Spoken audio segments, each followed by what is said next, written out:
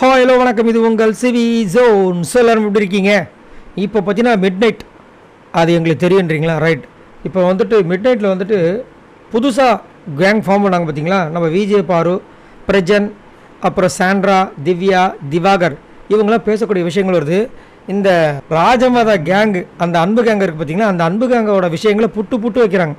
அதுவும் குறிப்பாக பார்த்தீங்கன்னா இன்றைக்கி நடந்த அந்த விளையாட்டில் நிறைய விஷயங்கள் அவங்களுக்கு தெரிய வந்துருச்சு. ஆக்சுவலாக சாண்ட்ரா உள்ளே வரும்போது நிறைய பேர் சொல்லி அமைச்சிருக்காங்களாம், உள்ளே போனோன்னு இந்த கேங்கை உடைங்கன்னு. இவங்களுக்கு வெளியிலேருந்து பார்க்கும்போது தெரியலையாம். ஆனால் உள்ளே வந்ததுக்கப்புறம் தான் நிறைய விஷயங்கள் அவங்களுக்கு தெரிய வந்துச்சான். அதனால தான் இன்றைக்கி அந்த முடிவை எடுத்தேன்ற மாதிரி சாண்ட்ரா சொல்கிறாங்க. அப்போ பார்த்துங்க, வெளியில் மக்கள் எவ்வளோ காண்டாக இருந்திருக்காங்க. நீங்கள் வந்தவொடனே அதை பண்ணியிருந்தீங்க, இன்னும் சூப்பராக இருந்திருக்கும். இப்போயே சாண்ட்ரா நல்ல ஒரு இது வாங்கியிருக்காங்க, ஓட்டு வாங்குறாங்க, நல்ல ஒரு வரவேற்பு அவங்களுக்கு கிடச்சிருக்கு. பட் இருந்தாலும் சொல்கிறேன், அதேமாதிரி திவாகர் திரும்பவும் சொல்கிறார், கனி வந்து அந்த சமையல் இடத்த விட்டு தூக்கணுங்க. அதனால தான் விஜய் பார்வதி காலையிலே போட்டிருப்பாங்க பிளானு. நான் கேப்டனாக வந்தால் சாண்ட்ராவை தூக்கி கிச்சனில் போட்டு அமித்து அதுக்கப்புறம் வினோத்தை போட்டுடலான்னு பிளான் பண்ணாங்க. பட் என்ன பண்ணுறது, சபரி வந்துட்டார். அப்போ கனி தான் போவாங்க. என்ன பண்ணாங்கன்னு நான் பார்க்கல, சரிங்களா? ஸோ அதை வந்து பிரம்மாஸ்திரமாக யூஸ் பண்ணுறாங்க அப்படின்னு சொல்லி இது பண்ணுறாங்க.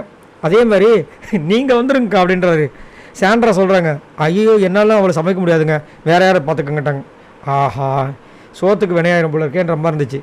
இன்னொரு பக்கம் பார்த்தீங்கன்னா சாண்ட்ராக்கு ஒரு ஃபீலிங் என்னென்னா, நான் காலையில் பேசலான்னு நினச்சாலும் என்னை பேச விடாமல் ஆப்போசிட்டில் இருக்கிற அத்தனை அந்த அன்பு கேங் ஃபுல்லாக கிளாப் பண்ணி வெறுப்பேற்றி பக்கத்தில் கனி வந்துட்டு, அதெல்லாம் கரெக்டுங்க, நீங்கள் கிடக்கிறது தான், நான் சொல்கிறது உங்களுக்கு புரியுதில்ல, இப்படியே பேசி அமுக்கி கடைசி வரைக்கும் என்னை பேச விடாமல் பண்ணிட்டாங்க. அது எனக்கு சுத்தமாக பிடிக்கல அப்படின்ற மாதிரி அந்த கேங் அன்பு கேங்கோட விஷயங்களை உடைச்சாங்க.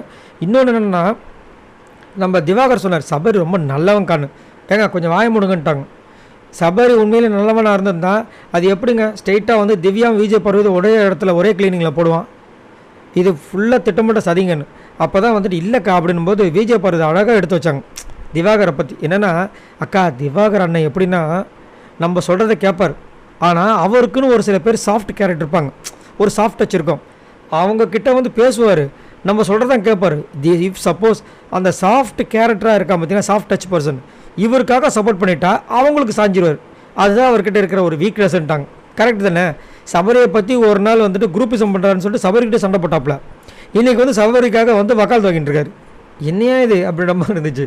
அதுக்கப்புறம் பார்த்தீங்கன்னா விஜய் பார்வதி சொல்கிறாங்க அழகாக, அக்கா ஒரே ஒரு மீட்டிங் போட்டோம், நம்ம இன்றைக்கி போட்ட மீட்டிங் சொல்கிறாங்க, எவ்வளோ பெரிய மாற்றம் வந்துச்சா இல்லையா, எத்தனை பேர் உள்ளே வந்தாங்க. இதே தான் அந்த மீட்டிங் போடாமல் இருந்திருந்தால் இன்றைக்கி வெறும் 5 பேர் இல்லை 6 பேர், அதில் மேக்ஸிமம் ஓட்டு வந்துட்டு விஜய் பார்வதிக்கு திவாகருக்கும் வந்திருக்கும், இல்லை திவ்யாவுக்கு வந்திருக்கும், சாண்ட்ராக்கு வந்திருக்கும். மொத்தம் 5 பேர், அவ்வளோதான் முடிஞ்சிருக்குன்ற மாதிரி சொல்கிறாங்க. கரெக்டாக இருந்தது. அதேமாதிரி விக்ரம் பற்றி சொல்கிறாங்க. விக்ரம் சொல்லியிருக்காரு, வாங்க குரூப் இஸ்லாமில் ஜாயின் பண்ணிக்கலான்னு. யார்? சாண்ட்ராவை பார்த்து. எனக்கு அதுதான் பிடிக்கவே இல்லை விக்ரமை பார்த்து அப்படின்றாங்க. விக்ரம் அது மட்டுமா பிடிக்கல, கொஞ்ச நேரத்துக்கு முன்னாடி சொல்கிறாரு, விஜய் பார்வதி வந்து அடிப்பட்டு அங்கே உட்காந்து அழும்போது எனக்கு சிரிப்பு வந்துச்சுன்னு. இதை விட ஒரு மனுஷனை வந்துட்டு நீங்கள் பார்த்துருப்பீங்களா இவ்வளோ கேவலமாக திங்க் பண்ணுற ஆளை?